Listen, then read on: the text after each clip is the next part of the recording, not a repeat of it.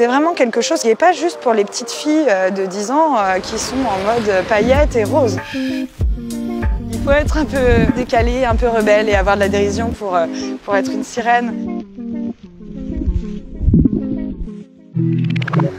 Ce qui me rend le plus heureuse quand je vais nager en mer, c'est la connexion avec l'océan.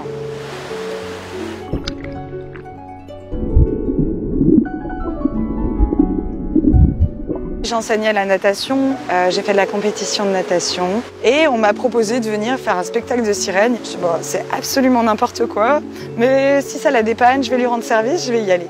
Ça a été vraiment un hasard total, ça a été assez magique en fait. Le fait d'avoir le costume, c'est vraiment une transformation, on accède à un monde un petit peu autre. Ça a toujours été un élément qui m'a appelée, où le temps s'arrête, le corps est différent, les sensations sont différentes et on oublie tout. Nager en monopalme, c'est une chose, c'est sportif, c'est puissant, on a le plaisir de la glisse. Nager comme une sirène, évidemment, on a un mouvement très technique d'apnée, de natation pour la gestion de la respiration et on va avoir accès à un côté un petit peu plus artistique où il va falloir qu'on fasse des figures, qu'on apprenne à gérer notre flottaison. Donc oui, c'est assez physique. J'ai créé l'année dernière la première école de sirène du Morbihan. Chacun a ça, la monopalme et le costume. Les élèves sont d'abord attirés par l'aspect magique de l'activité.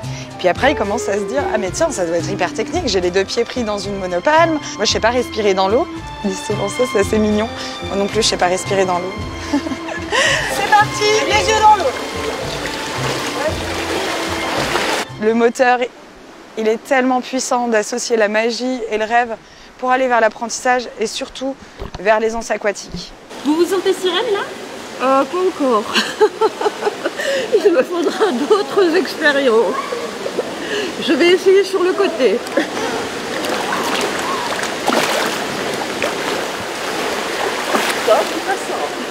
C'est vraiment quelque chose qui est accessible à tous et qui n'est pas juste pour les petites filles de 10 ans qui sont en mode paillettes et roses. Au contraire, moi j'ai été hyper surprise. Aujourd'hui, j'ai autant d'adultes que d'enfants. Et j'ai parfois des grands-mères, des papas qui viennent, des petits garçons. C'est assez intéressant parce qu'ils n'ont pas les barrières qu'on peut avoir. Ils disent « mais moi, j'ai toujours rêvé d'être une sirène » et ils n'ont aucun complexe à mettre du rose, du bleu, du vert, enfin... C'est pas évident d'onduler. Au départ, on peut croire ça très drôle, mais en fait, c'est loin d'être évident. L'élégance, j'ai laissé tomber. Ouais. J'ai essayé de pas couler, c'est déjà pas mal.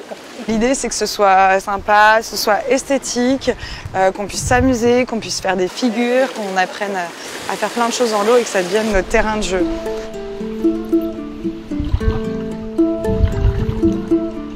Il y a l'aspect liberté. Il y a cet aspect un petit peu rebelle, l'air de rien. Il faut être un peu décalé, un peu rebelle et avoir de la dérision pour être une sirène. Et il y a l'aspect aussi un petit peu, je dirais, rêveur.